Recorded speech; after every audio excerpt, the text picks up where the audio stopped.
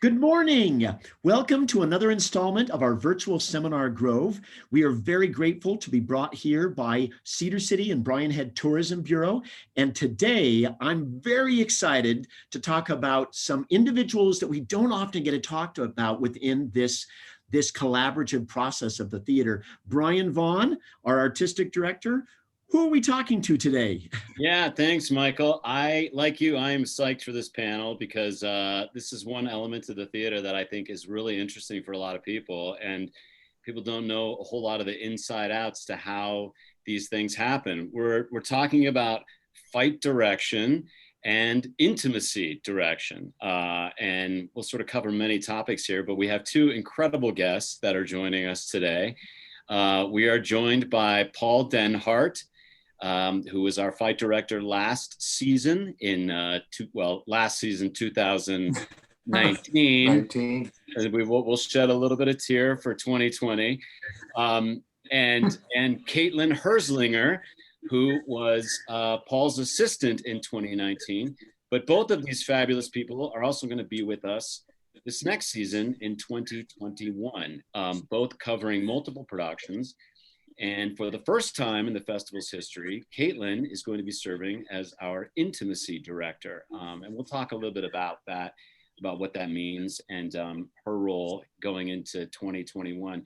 But I'm so psyched that you're both here. I love both of you. And this is such a great area in our world. You know, we've had terrific fight directors here at the festival over the history of this organization. Obviously, when we're working with Shakespeare and Shakespeare's plays, there's violence everywhere. And I think a lot of people don't really understand the ins and outs that go into that. And also the many different layers of what we term as violence or movement, or also this level of intimacy, which is a whole other facet of relationships and storytelling. So before we dive in, if you could give us a little bit of background from both of you, where you came from, where you studied, where you are now, and your first impressions of the festival in 2019, because I believe that was the first season for both of you, after both of you having amazing tenures. And just a little bit of background about yourself would be terrific as we start off. Sure. I grew up doing theater. My mom and dad were, dad was a vaudevillian. Mom did the nightclub circuit around World War II in USO. And they met after the war in Columbus, Ohio. So I grew up, they had a dance studio, doing theater all the time, and then diverted. I was supposed to be a minister, like my Uncle Don, but about the age of 27, I realized that my life wasn't going in a direction I wanted it to go in. Went back into the theater and eventually went to graduate school at Western Illinois University, where I got my MFA in directing in 1987. And my first experience was stage combat with a fellow named Robin McFarker, who had been a fight director also at Utah Shakespeare Festival. Started training with the Society of American Fight Directors shortly thereafter, where I met and worked with David Boucher, who was, I think, the original fight director for the Utah Shakespeare Festival, and became a mentor of mine over the years. So gave me my first professional job opportunity at the Pioneer Theater Company in Salt Lake City on a production of The Three Musketeers. Continued training and eventually developed a relationship with another really terrific fight director, David Leong. And I became his primary assistant, like Caitlyn assisted me. I did that for many, many years, and then started to get hired when he didn't want a gig or wasn't available for a gig. So this kind of mentoring relationship that Caitlyn and I had is a really important relationship for learning to be a fight director, much like choreographers have assistants. And then Utah, which was on my bucket list. Thank you, Brian Vaughn. I had always wanted to do Utah. And I think Henry Warnitz introduced me to you. And I came out and did Hamlet and Henry VI and Macbeth. I can say that, right? We're not in a theater. And Caitlyn assisted me on that. And what a terrific season that was. So I guess now I've been doing this for 30 plus years. Wow, that's great. Caitlyn? Yeah, so similar to Paul, I started dancing when I was 3. So I was born and raised a dancer in New York, not the city, but the state. And I went to college for theater at SUNY Fredonia, and that's where I was introduced to stage combat. Ted Sharon was my instructor. And it just made sense in my body after learning dance choreography for such a long time, to pick up a sword and to realize like, this is the moment, the most heightened moment of the play sometimes. And if you can act this, then you can do the rest. So I was really, really interested in it, starting in undergrad. So I decided that that's kind of what I wanted to do, which is a neat calling when you're a theater person and you realize like, I want to go towards voice, or I want to go towards movement, or I want to go towards stage combat. So when I applied for graduate schools, I was looking specifically for a graduate school that had an armory of whatever weapon I wanted to fight with and train under. And it just so happens that I went to graduate school the same place that Paul did, Western Illinois University. And through there, I studied stage combat, and shortly after graduate school, I became a certified teacher with the Society of American Fight Directors, and an associate instructor with Dueling Arts International. And then I continued forward. I think Paul spoke to it very well when he said, you can learn to teach stage combat and you can learn to do stage combat in college, but the fight direction part, you really have to mentor and learn, like be mentored in that process. So I was really thankful that Utah Shakes allowed me to do that, because it was a huge step in my education. So anybody who's listening here, I highly suggest reach out to somebody whose work you really admire. For example, one of the things that I love about Paul's work is he is so focused on the storytelling. So I was like, I'm gonna go see if I can study under Paul. Reach out to the people who you liked their work and see if there's a mentorship opportunity. And lucky enough, it all lined up because Utah Shakes was also on my bucket list. But when it comes to intimacy direction, that kind of came about a little bit differently for me. I was always that student who learned in college that actors need to take risks and they need to be the one that does the crazy stuff without permission and is wild. And there's that kind of like feel that you get where it's like, if you're that kind of actor, you'll get more roles and so on and so forth. So it was really unhealthy for me because I wasn't creating boundaries. And so intimacy direction wasn't necessarily something I thought I would get into, but it was something that when I look back at it, I was like, wow, I really needed this when I was in college. I really needed to learn to create these boundaries to create better and safer work. So just taking 1 or 2 workshops with IDC, intimacy directors and coordinators, I learned, I was like, I need to do more of this, because when I introduced it to my students, I'm here at the University of Southern Mississippi in Hattiesburg, Mississippi. They were like, how come we didn't learn this years ago? And I felt the exact same way. So that's my story. Thank you. That's fabulous. I mean, it's so interesting. Opportunity. Go ahead, Paul. I was just going to say, opportunities to learn how to do this. There are so many more opportunities today than there were back when I started. Most decent training programs teach fight direction and intimacy now. And certainly there are multiple workshops. And the workshops I found is where I went to find people who I wanted to have as my mentors. Mm-hmm. And I was very bold about saying, I'm looking for opportunities to assist anybody who needs an assistant on anything. And, that's how I first worked with David Boucher, with David Leong, Drew Frazier, a number of other people, and working with a variety of people is such a great thing to do, to expose yourself to different ways of working. Yeah, absolutely. It's so interesting that, I mean, you both sort of touched on this idea of boundaries, and this sort of, I mean, like the idea of safety is sort of, first priority always. And the idea of having somebody there as a guide or an outside eye and helping know about speed and tempo and proximity and what type of language in the storytelling you might be telling with your body in any given moment. The crossover between intimacy director and stage combat is very similar because it is choreography. This is like building story out of relationships and physical dialogue, whether it's romantic dialogue or whether it's violent dialogue, and how do you see that? I mean, when you begin a process working on a show, what are the first steps that you take on any given project? Yeah, I'll just asking that. That's a very general question, but what are the first things you think about when you go, okay, I'm going to be working on Romeo and Juliet, or I'm going to be working on Hamlet. How do I approach this process? Where do you lead out from, both of you?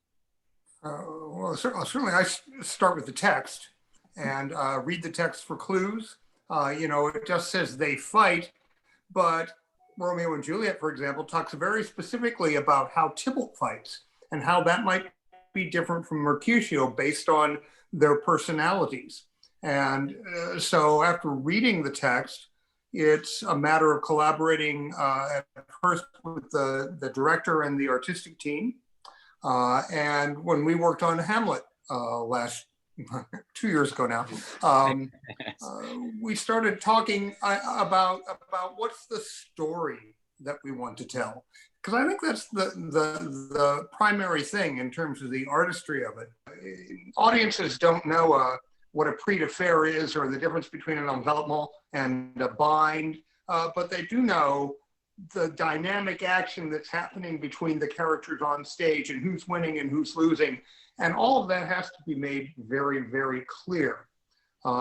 So I think when we started working on Hamlet, I sent you a pretty complete kind of, here's some thoughts I have about the action, the story that this fight needs to tell. And I think I actually sent it to you with phrases like, this is the first phrase or beat of action, and this is the second phrase, and the third phrase, and this is where it turns into a brawl. And then we collaborated on that and discussed, I remember you talking to me about there's so many important story points that need to come through in the telling of this so that it's not general, that it's very specific. And once we have a good handle on that, I go through a similar process with the actors, who are, after all, the artists who have to perform the action. And so, especially with something like Hamlet, I think Hamlet has to have some agency about what he thinks about how Hamlet would behave in this particular moment of violence. And so that collaborative process continues. I would work then with Caitlyn to create choreography.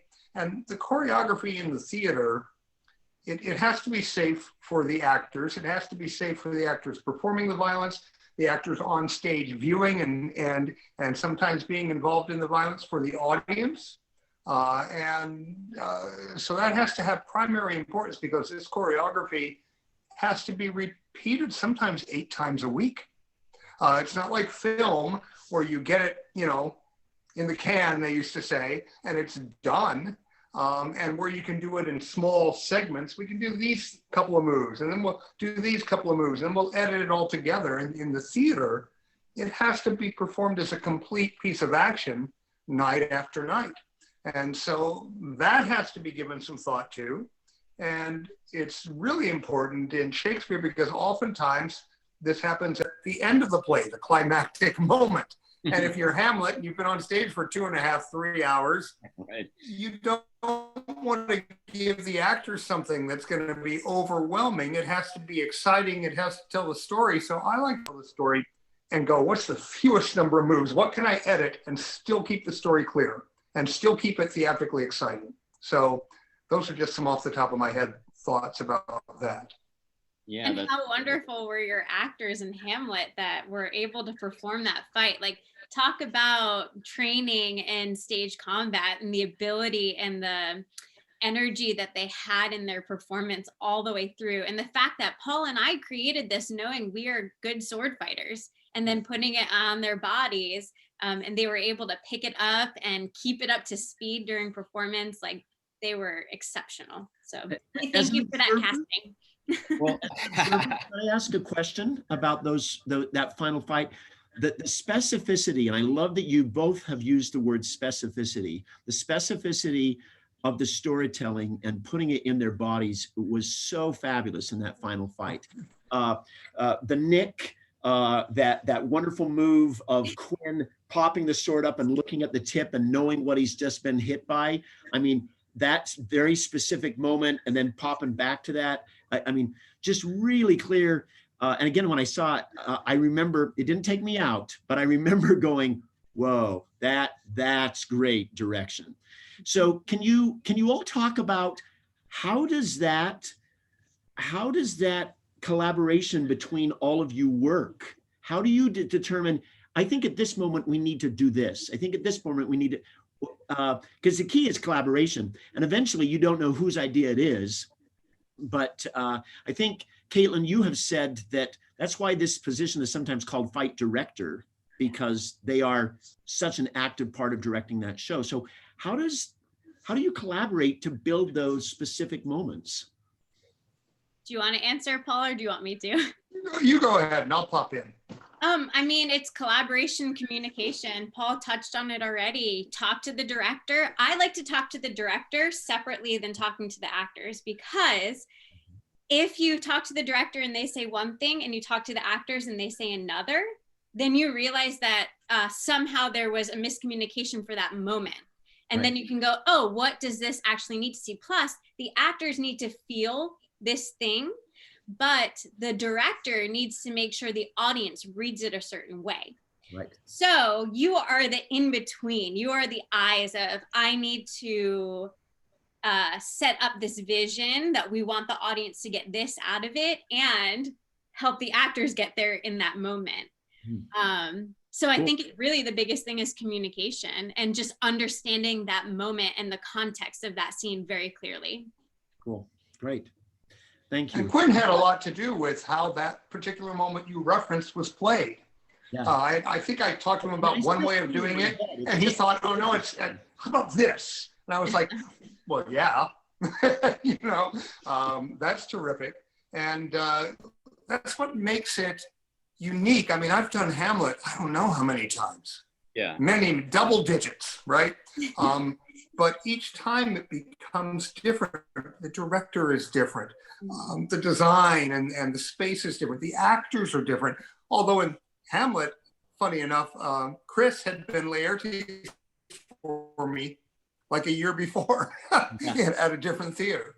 But because all those artists are different, the stories always, there are certain things that have to be told, but the way it's told is always different. And that's very exciting. Yeah, I want to mention that idea. I love, what I really loved about your working relationship, the two of you last season, was, yes, Caitlyn, you were acting as an assistant, but because of the volume of fights that Paul was sort of implementing as quote unquote fight director, Caitlyn, a lot of the time, you were doing the practical work of working with those artists in any given show, because Paul might have been working on another production that was in rep or in rehearsal. And I use that as an example of this sort of symbiotic relationship between the two of you as assistant and director. A lot of the times, Caitlyn would be the one going through the moves with the actors, and then you have an initial choreography session where you're both working together on building the fight, the moment to moment in the fights, and what the moves may be and the passes and so forth. And then it becomes about the rehearsal of those actors, the familiarity of the moves, the ease of them, and the clarity, like just absorbing the moves, where the assistant in this case became so instrumental to that process that it was like, Caitlyn's going to work with Laertes and Hamlet on reviewing that fight for a significant amount of hours, while Paul might be working with some of the Henry VI actors, reviewing some of those fights. And then there's also another added element, which is a fight captain on any given production, which is usually a member of the cast who is versed in, in fight choreography. And they're the person who's maintaining the show. They know the moves of the show throughout the course of the run because you both disappear after opening. And so to having another set of eyes maintaining the show is also really imperative. But that relationship I loved last season because you, Caitlyn, even though you're acting as an assistant, sort of took on a director's role in the sense of trying to implement Paul's ideas along with the director's ideas, but also engaging in, well, this move, this actor might be having trouble with right now in this move. Can we alter this move to make it this? And so you take on a fight director sort of role in creating some additional choreography based out of circumstance, not out of, I'm going to change this, but based out of like, you just learn things in the process of ease and comfort and access, really, which I loved. And it also gave me as a producer a clear understanding, oh, Caitlyn is actually very skilled in this, very versed. And we have a large volume of fights. When you're doing 8 plays, one person covering all those is impossible, really. It's last impossible. year, we've said it, but I just want to emphasize so the patrons understand. Think of last year, Hamlet, Macbeth, Henry VI, part 2 and 3, both in multiple different spaces. That arena space is not easy to pull off combat in. And so just everything that happens to, can we talk a little bit about what that role of fight captain and fight call is? What happens? What do they do daily? After you leave, how is it maintained? Brian alluded to it, but why don't you share with us what the fight call is? How does that work? Sure. Well, the fight call is done before every performance. Sometimes if you're doing a 2-show day, it's done before the first performance, but not the second. But the fight call is run by the fight captain in collaboration with the stage management team and the actors. And it's usually you go through the violence at a slower tempo once, and you're really focusing on technique and distance and safety and communication and all of the things that keep us safe. And then you do it again at a brisker pace, maybe closer to performance speed. So that the first time you're doing it is not in the middle of the performance, that you have reviewed it ahead of time. And often we have dance calls that do a very similar thing with dance, if it's particularly intricate. So usually fight call lasts, depending on the show, anywhere from 10 minutes to a half hour. You do something like Henry VI with that amazing volume of fights. It's a much more complicated fight call, and it has to be very carefully orchestrated so that it moves swiftly through the call and people are on deck and ready to go.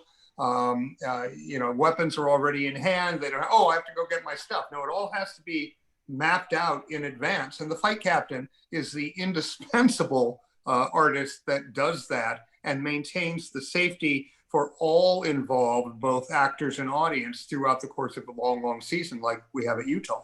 Caitlyn? Yeah, I completely agree with you there, Paul. A lot of the times the fight captain's not a part of the actual fight, so they can have eyes on it. So if they are a part of the fight for some reason, somebody else might step out and have eyes on it for a fight call. But sometimes you don't even think about sometimes a slap or a push. Maybe they don't always need to be fight called depending on how long the show is, but sometimes it's really important for certain actors to have that before the show begins. So we're talking about massive shows right now that have really long fight calls, but sometimes you need something as simple as making sure this small exchange happens the same way every single day. So yeah.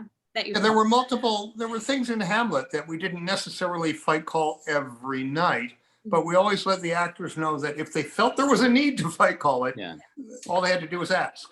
I'm glad you touched on the different types of moments too, because it could be so simple as like, I have to shove somebody in this scene. Right. And it could be a light shove, it could be a big shove. But sometimes that does require, we got to break this down. It's going to happen on this line. It's going to be this much impact. We need to make sure the audience is going to see this. That type of detail is not just in, oh, it's Hotspur and Howe, or it's Macbeth and Macduff. You know, it's something that might not actually even be in the text, but that comes out of rehearsal where there's an exchange. I do want to ask about level of experience, because this is something I think that a lot of young people, and it's one of the things we've talked about in some of these seminars, of like an actor's toolbox, what kinds of things they may have. For me personally, I've never been trained in any type of fight choreography. I've never taken a course on that. I've learned by being in shows. You know, I have taken dance and stuff like that, which I do think is related to movement and some of that. But what do you recommend for young people as far as like, do you recommend people taking courses in this? I mean, I know there is the level which I had, which was you learn by doing, and you learn by working with different people and being inside different roles, and every play demands new things, whether it's rapier, dagger, or broadsword, or, you know, quarterstaff, or hand to hand. But what do you recommend for young people like going into this business? Do you recommend them taking classes, learning about some of this stuff? What are your thoughts there? That's an obvious yes. I mean, absolutely yes. It's what I do for a living, so. I mean, not most of I my figured it was going to be that way, but teaching physical theater as I did, you know, this was part of what I taught. I mean, a lot of what I taught was physicalization of action, and Alexander technique, and use of the self, and ease, and breath, and movement, and all of these things. And all the specificity of acting is actually taught in any stage combat class. It's really an advanced acting class. Yes. So yeah, I would recommend as much training as you can get. Oftentimes universities will now offer opportunities to do what we call certify as proficient in different weapons techniques with various organizations like the Society of American Fight Directors, or Dueling Arts International, Fight Directors Canada, the British Society, and it's gone kind of international now. But that's certainly helpful. And then continuing training at, there are workshops where you can go to train for 3 weeks with the Society of American Fight Directors, and over the course of 3 weeks become certified in 3 different weapon styles, and usually get training in multiple weapon styles. You know, there's a wonderful workshop in Illinois that Caitlyn was part of, that I actually was the first teacher of, the Central Illinois Stage Combat Workshop, that offers training in 2 weapon styles from the SFD, and 2 weapon styles, I think, from Dueling Arts International, and then specialty classes in other techniques. Firearms training, I think, is offered at that workshop. So there are multiple opportunities now for young actors to go out and seek training, whether they're in the university system or whether they're out working and want to find workshops that can get them to gain experience. And of course, learning by doing and observing others doing is a time-honored tradition in how this is taught. Caitlyn? Let's talk about where we're at in times right now, though, with training.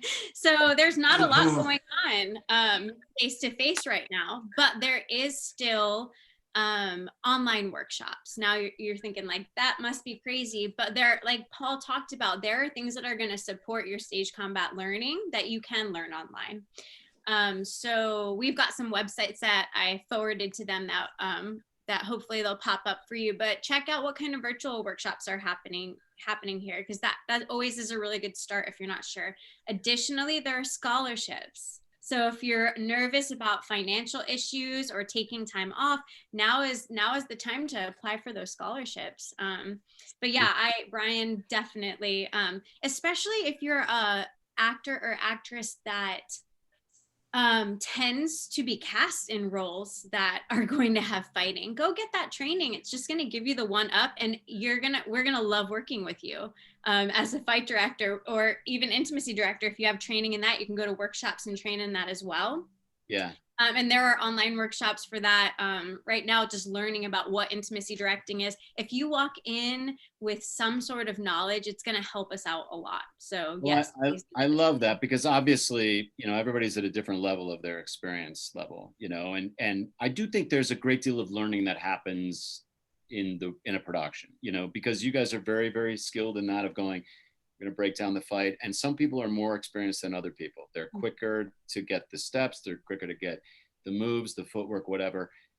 But I think that's a great answer, what you said, of like, the more you know, the quicker you're going to be able to get inside this, and you're going to be able to build off of it with more knowledge. So I think that's a great answer.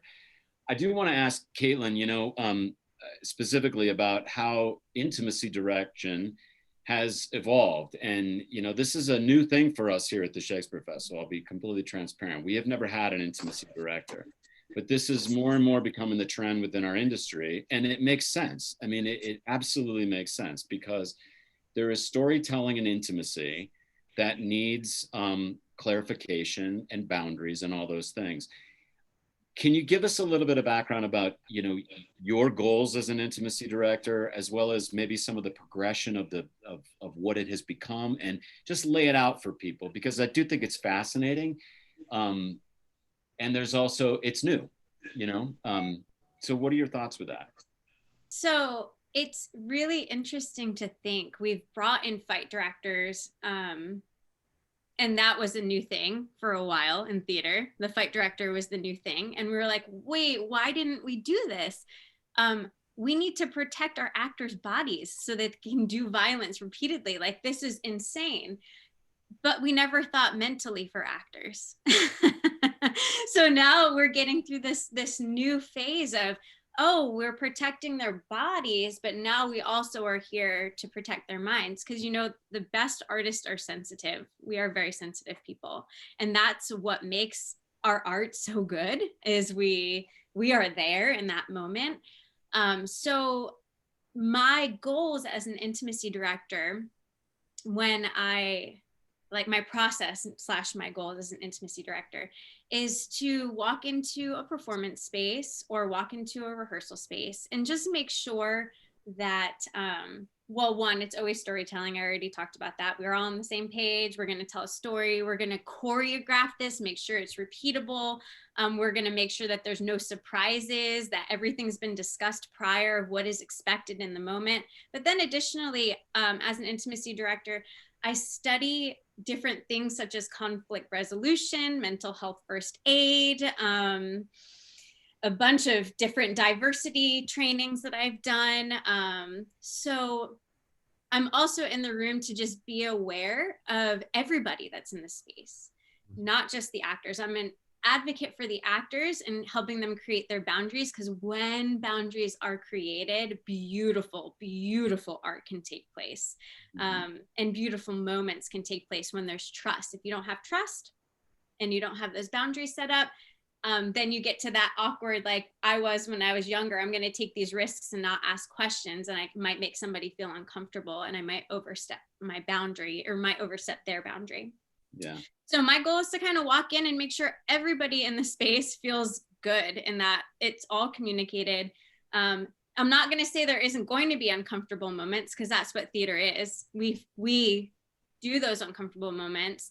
We live through those uncomfortable moments, but it's the moment that we're practicing in the play that's uncomfortable, and not the actors or the designers or the director or the stagehand or the audience. Or the audience. Yes, exactly. Like, we just want to make sure that those people feel safe. The characters might not be safe in the moment, but we want to make sure that everybody else feels safe. And then I want to make sure that they're properly closing their rehearsal and just making sure that, like, so for example, I'm just going to use McBee as an example. Say husband and wife are playing, that didn't happen last year, but or 2 years ago, but say husband and wife are playing Lady McBee and McBee. Do they want to really go home living that? How do they close out from rehearsal? How do they take care of themselves mentally and physically when they get home? How do you take care of yourself from the maybe being the abuser in the show or being the victim character in the show? How do you clear your slate and not carry that with you? Because the best actors can do that. They can. Well, I love that you said the room too, because I think that's a big crucial thing. I feel like even for directors to begin to understand this dialogue is really imperative. I mean, like even using a phrase like, can you close distance here versus saying, go to her, you know, is a different type of level of direction, which is there's understanding and saying, do you mind closing distance on this moment? That it just becomes a different process where people are feeling a little bit more comfortable. And it's hard because you don't want people to censor themselves in the sense of how we're, but you want people to censor themselves. You know what I mean? It's sort of like you want there to be an understanding and a dialogue, just like the communication in a dance. There's an understanding and a symbiotic relationship of trust. Yes. And that has to be kind of imperative. And so it makes absolute sense to me that this has become a sort of newer practice in our industry, because it is like doing a dance or doing a fight choreography, or yes, there's a makeout scene here now. They are going to kiss, and these people have never met each other before, and go. You know, it's like the building blocks to make that happen. Having a guide for that is really wonderful, I think, and also holding on to it throughout the course of the run.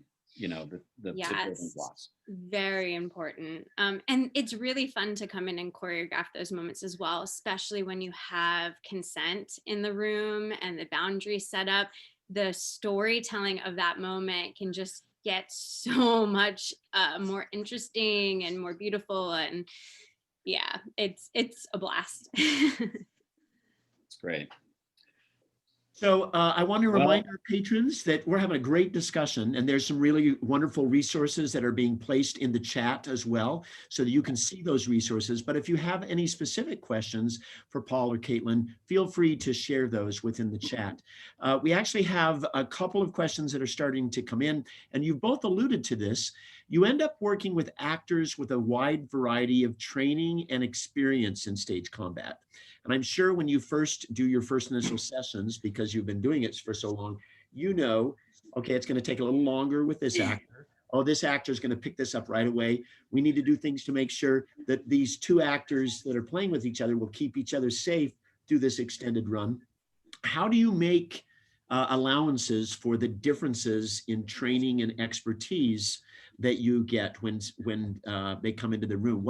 What's your step-by-step process for both checking where they are and then making sure that you can accommodate each of their differences? I mean, first of all, I always ask them, you know, what their training and experience has been, you know, what their production experience has been. I ask about their health. Are there any health concerns I should be aware of? Are there any injuries? Are there things that you don't want to do or can't do? And I want to make sure that they have that kind of input. And then ultimately, you know, say this happened to me on a Romeo and Juliet. I had a Mercutio who was really, really experienced, and the actor playing Tybalt was a wonderful actor and a very nice man. And they had asked him if he had done stage combat, and he said, oh yeah, I had, but he'd done unarmed combat. He hadn't done any swordplay to speak of. And so my job was to make him feel good about what he was doing and how he was progressing, and to make sure that the other actor was comfortable and working with him. And I had my assistant do extra time at the time, Tony Pellegrino, different guy, working to help make the actor comfortable. And I had to choreograph a fight that both told the story and ultimately that the actors could do with confidence and repeat safely. And so that was the most important thing to do. If the actors feel good about what they're doing and aren't thinking, oh God, that move's coming up, why wouldn't the fight director change it? Yeah. You know, that's the last thing I want them to be thinking. And so I will look for multiple ways to, if something's not working, well, what if we try this? Or what would you like to do in this moment? What would your Tybalt do? What would your Mercutio do? But ultimately, my job is to make whoever is cast tell the story in a. Caitlyn? Cool. I agree with you 100%, Paul, as I've learned from him. Additionally, I think it's different from show to show. So for Utah Shake, since we had such little time to get things into rehearsal, Paul pre-choreographed stuff and then came in and adjusted as we needed, like he talked about. Sometimes you have a lot of time and you can go in and you can see what the talent is already and you can choreograph to their specific bodies. But additionally, something that I do as an assistant fight director or a fight director, if I can tell that the actor is flustered and needs extra time and they want me to, I will advocate for them to have more rehearsal time. And that's just something so simple that I can do for the actors that they don't feel like they have to ask for it, that I can do that for them. So. And that's one of the things that when we were working together last year, as Brian referred to, that if I wasn't available, you were available. And so we were able to get additional rehearsal time in. Yep. Is this, and again, I'm just doing this so patrons can visualize, you say you came in pre-choreographed on those. Some you can organically build, some other ones you have to come in pre-ahead of time. Is there a uniform fight notation or dance notation that allows you to do that? No. Changed. So Paul will probably answer one thing and I'll answer another. It's called a video camera. Well, I do make my students write it out because it's good for you to do so. But really, I like videoing it. It helps. It's the most useful tool since we now all have, video recording in our phones and in our iPads. And so I have found that while I can still do written out choreography, and some actors actually want that as well as the video, but the video seems to be the most efficient way to do that. And it was incredibly helpful to us 2 years ago when we had so many different fights and we were trying to keep straight. What's the choreography in this show?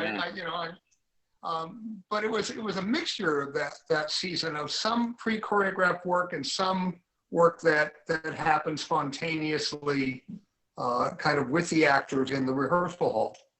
I'm thinking of a particular knife fight sequence in Henry VI where were you there that first night? Was I all by myself? There was one night where I was all by myself. Because I went to Vegas. Vegas. You came in because that's what it was. Darn you. But that rehearsal, by the end of that 3 hour or so rehearsal, I was just completely mind numb because I was choreographing maybe, 10, 12 actors, 6 or 7 different sets of combatants who sometimes fought this person and then moved and fought another person. That was a That's why he's the master. That was a challenging evening. I did a Macbeth once at the Arden Theater where it was a very, very short rehearsal time.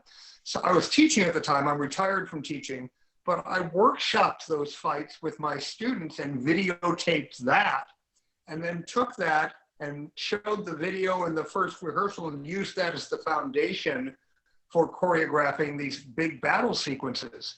And I found that to be incredibly helpful. I want to ask if there's I have 2 questions, and one of them is an extreme question, but the first one is about choreographing comedy versus tragedy, because there's a lot of violence in comedy. You think of like people falling down is funny. It's just a natural rule of law. And like the Three Stooges, and they made a career on this type of thing. Do you find that doing violence for comedy harder than for tragedy, or what's the variation in your eyes? I think I find it challenging. particularly just to use an example of, we're going to do comedy of errors this year. And in comedy of errors, there are a lot of, oh, he beats the servant. Well, to our audiences today, that maybe doesn't have the same kind of comic potential as it did in 1600. Yeah. And so I try to find ways of having sometimes the violence come back upon the perpetrator. So they're trying to do violence, but they wind up doing something to themselves or derail it in some way that makes it less. I don't think I'd find a lot of laughter watching someone beat mercilessly a servant on stage. Yeah.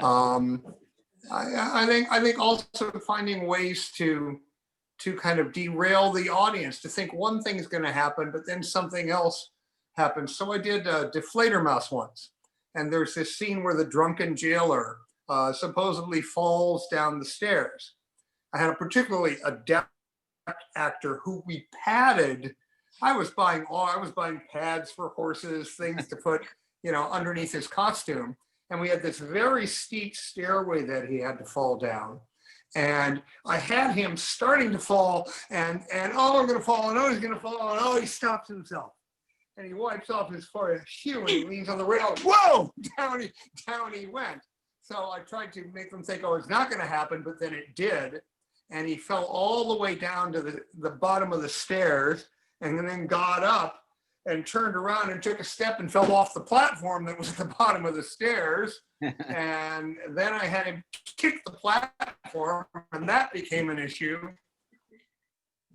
So I look for ways to make it unexpected and to take the audience by surprise, because if they get ahead of you in comedy, yeah. Also, like, just letting the audience in on the jokes and in on the, like, let them think that they're smarter than, like, I know that sounds terrible, but that helps with comedy. But I think my favorite part about doing a comedy versus tragedy or tragedy versus comedy is just figuring out the world and the rules of what works for this. Like, can I go like this way into the slap? Does it work for this show? Yeah. So I think just figuring out the world of the show will help you create the choreography of what's appropriate and what's not. Oh yeah. And then, like I could think of so many, every production of Noise is Off, and Gary has to fall down the stairs. By the end of the run, the actor's like, I never want to see a staircase for the rest of just because, but it's such a great payoff. And that second act is all about that whole thing, that very thing, the misdirection, the elements of surprise, and what level of somebody bonking their head or, a near miss, all those levels of comedy.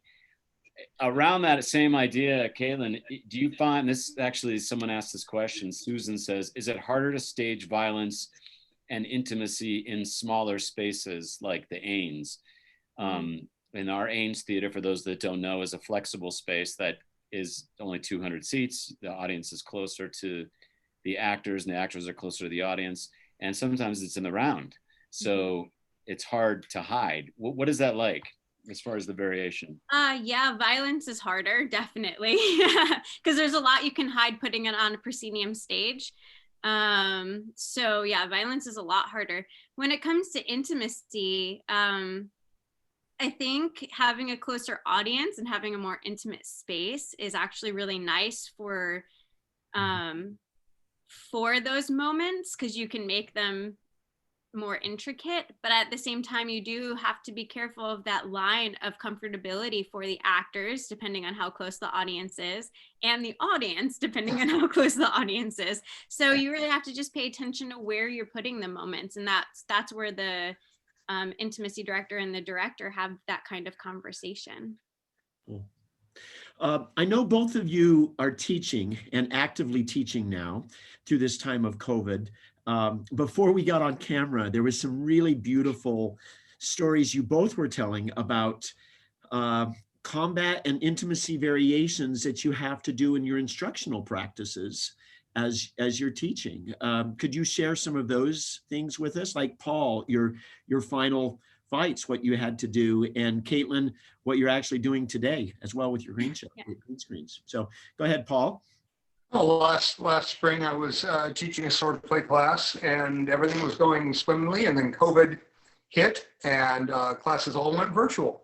And I had trained them in the technique and was just starting to put together the fight. So what I did was I used video, and I had them perform the fights. They had all gone home. They were in different places, right? So I had them fight an imaginary partner, and they had to demonstrate the technique in slow motion and then up to speed as if they were actually performing the fight. So it became like a kata in a sense, which I think was a very useful exercise for them to go through. If you can sell that and make it look believable, then by God, when you're doing it with another person, it'll be fabulous. So we spent a lot of time demonstrating. My wife Jean was helping me demonstrate on this, and we would film ourselves demonstrating the technique in very, very slow motion and talking through with them about targeting and distance and all that. And then they would use that to learn, and then they would send me video and I would give them feedback, and then they would go back and work on it again. And their final presentation was a slow motion demonstration of the choreography followed by an up tempo. Wow. And Caitlyn, your group is working in kind of isolated bubbles, right? It's so strange. So our process, I'm at the University of Southern Mississippi, and our process this semester, we've grown so much from the start to the end. We started with using Skype and OBS as our performance platform, and the students were in their own houses. They were performing with their own internet, and it was like, wow, they did a great job. The designers did a great job, but we can't control internet. We can't control the students' computers. So quickly the faculty here picked up on that, and they were like, all right, what do we need to do next? So the second show I did, and it was more of a student run show. So we pre-filmed a lot of the footage, of course, wearing masks, 6 feet apart. And then we had masters of ceremony implemented in, and we got them on campus. So they were hardwired in with internet. Now our last production, we had some time to evolve, and I'm really proud of the faculty for coming up with this. And I'm especially proud of the designers here and the actors. I'll tell you why in a second, but we transformed one of our theaters here at USM into green screen rooms, basically. So there's a door and the actors go in and they're surrounded completely by green screen or blue screen. The designers created this set that looks like a video game. You can zoom in, you can zoom out, you can get different perspectives and different views. So the director can choose, I want it to click this way and see the actor from that way, or I want it to zoom into the scene or come out of the scene. And the lighting designer can design lighting on top of it. But the actors had to be in this green screen, and they had to like talk to nobody was in there. And so it really challenged our students. Listen, we cannot wait to get back to face-to-face theater. Nothing will ever be better than that, I don't think. But I'm really, really proud of the work and of the evolution that not just my university, but like everywhere in the country and in the world right now, how they're changing and how people are picking up on technology and continuing forward, because art needs to exist. It just does. Well, I think it's so interesting about I love that you mentioned the thing about the designers too, because I feel like no successful fight happens without the designers around that particular fight. I mean, when you really think about it, it's from every facet, what prop they're holding at any given time, which is scenery or swords or weaponry, is living in the prop world, to what they're wearing in the costumes, what their shoes may be, how much armor they might have on, what's impeding their vision or not, what the scenery looks like, if there's a step, if they have to navigate stairs or sound design, a ramp, how the sound design is amplifying moments. I mean, it really is a collaborative thing, about that level of fight. And when they all sort of have this great, resurgence together, it's really magical. And I was going to ask about those moments about safety, because things do happen. It's one of the sort of tricky things in this arena where sometimes people get hurt, and you never want that to happen. You never want to be in that situation. But a lot of times leading out to that, there's this adage of like, well, we're only going to go 75%, 80% in performance. And I think a lot of people in the audience, they don't really understand that, because your level of endurance gets going. And if you're ever going too fast, you're going to be out of control. And those elements will all collide in a way where accidents can happen. Mm-hmm. I've certainly been in productions where I've seen people just either get nicked, or, they even so much as like a shard of a blade nicks their finger and there's blood, or to the more extreme level of that where, somebody tripped, and something drastic happened. Obviously you never want that to happen, but if you have any instances, this is the sort of grotesque element, maybe it's just because we went through Halloween, but have you had those moments where like, that we didn't want that to happen, and something that, really dangerous actually happened in production? Or have you had those instances? We don't want to talk about those, but thank God, not to a horrible degree. Yeah. But it's things like getting fingers gashed or something like that. I once had a student actor. We always teach them, never let your finger go past the guard of your dagger, because it's exposed. And he was taking this test and he picked it up and he just wasn't thinking. And the first attack was a cut to the left arm, and he parried, and it hit his finger and broke it down the middle. Not this way, that way. And he actually continued. And at that time, we did 3 fights in a row in the context of one scene. He did all 3 fights, and at the end was making naps. And then afterwards, they said, "Oh, you might want to go see this young person." And I went down, and he took off the glove and the blood and right to the hospital. So that's about the worst accident I've ever had. Most other things are usually like sprained ankles, things like that. So knock on wood. But I also talk to actors about, if you're in a moment where you're injured, close with your partner and say, "I got to get off stage." and get yourself off stage. Take care of yourself first. And then in terms of speed, you want it, if it's too slow, of course, it's not theatrically engaging. But sometimes if it's too fast, the audience isn't watching the play. They're going, "Oh my God, it looks so dangerous." And so then you've got to find a medium where it doesn't make the audience uncomfortable. And I've seen violence like that, and I'm just sitting there in my seat going, "What's going on?" Yeah. Yeah. Cool. Caitlyn? Yeah, Caitlyn. Oh, yeah. Accidents happen, but usually it's because multiple things go wrong. That's usually what it is with an accident. I think one of the worst ones that happened with me, it wasn't me performing, but I choreographed Romeo and Juliet falls after her father strikes her or something like that. And I choreographed it, so it happened in the middle of the stage, and it just so happened that she had taken just maybe 5 or 6 more steps this way. And when she fell, her finger jammed into the lip of the stage. And so small things like that, just where you are on stage, that's why we do fight calls every single show, just to make sure you're in the same place every time, so that doesn't happen. So yeah, accidents do happen, but it's usually multiple things. Yeah, and it's not just protecting the actors. Like in the round, it's like you said with Henry VI last year, I had people running around with broadswords, firearms, and the audience in really close proximity. And we had to make sure that we were never pointing a firearm, even though it's a theatrical firearm, at an audience member, that we were never actually pointing it directly at another actor. It always looked like we were. We sometimes had to strike dead bodies off the stage. And that was another fight call item, to make sure how are we going to safely get this dead person from the raised level of the stage into the vom and then out.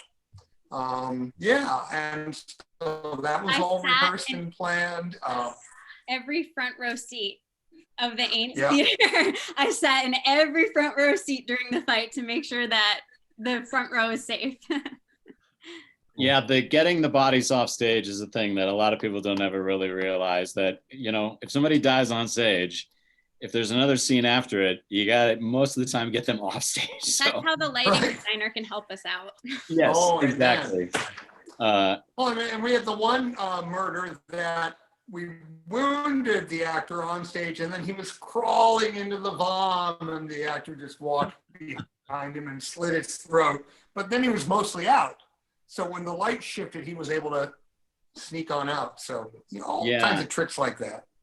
Well, I love that you mentioned the safety thing and the tempo thing, but there is just, I mean, I look at it as like acting, you know, it's like you have an intention, you have an objective, and it's sort of action and reaction. And safety, I loved your answer, Caitlyn, on that. Safety, usually if somebody gets hurt, it's where some sort of things collide, where things just aren't lining up in that given moment. And it's rare when it happens, because the buildup and the choreography, the safety components beforehand are so dissected beat by beat by beat, that if all those things line up, usually, you know, you're good as rain and good as gold. And but there is this dance. It's a dance. It's definitely like the connective tissue between you and the actor, which crosses over, I think, to intimacy and violence, is that you're telling a story, and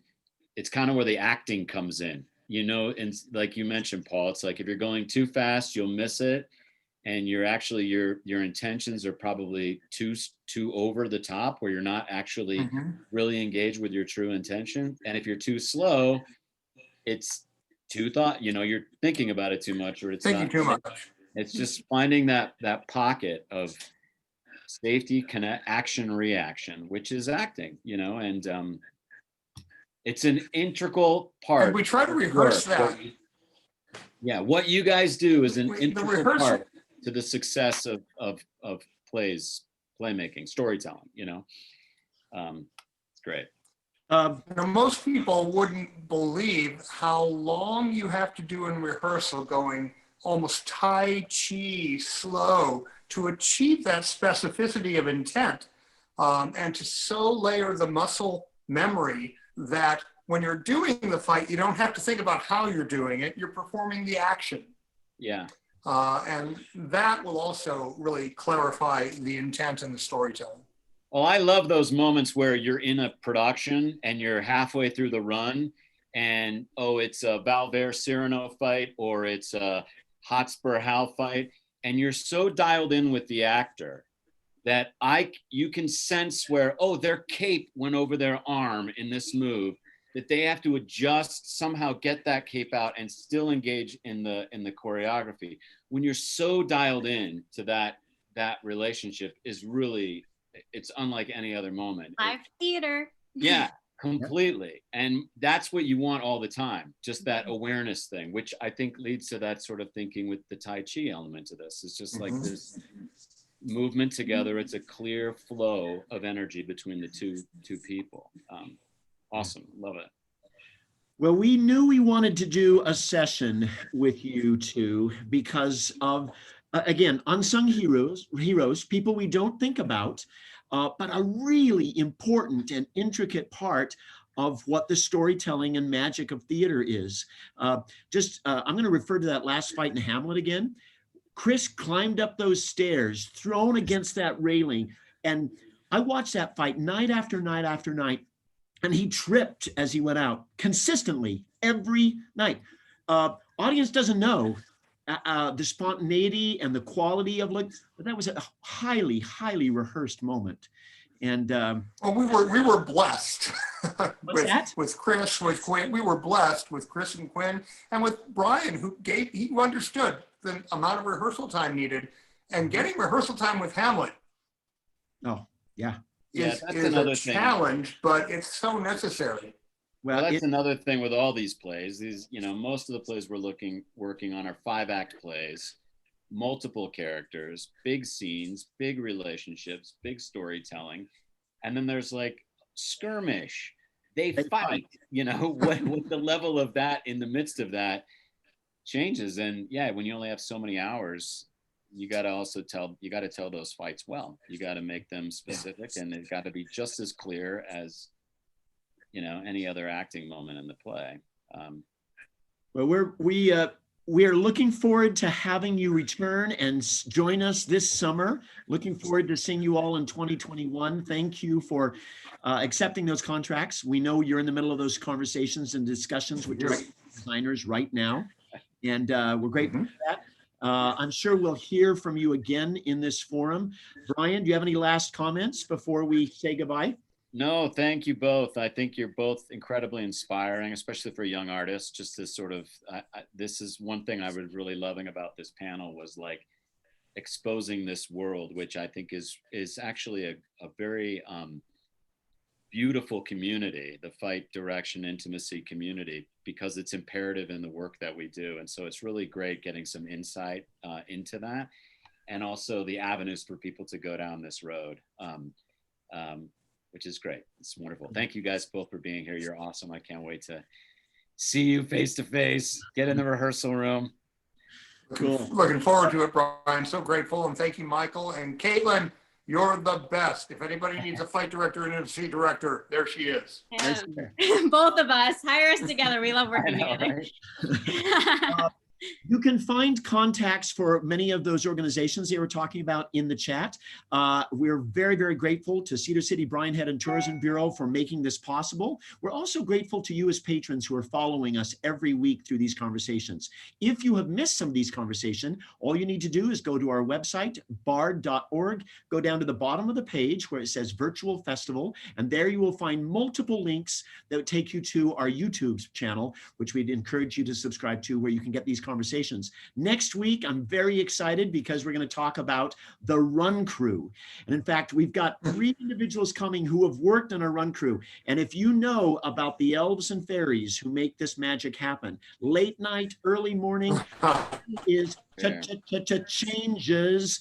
And they're going to be talking about how they make that repertory magic happen, changing the set on, changing the set off. They've been doing it for years here at USF. So I think you'll really, really enjoy that. That will be next week at the same time. Thank you very, very much. And we look forward to seeing you.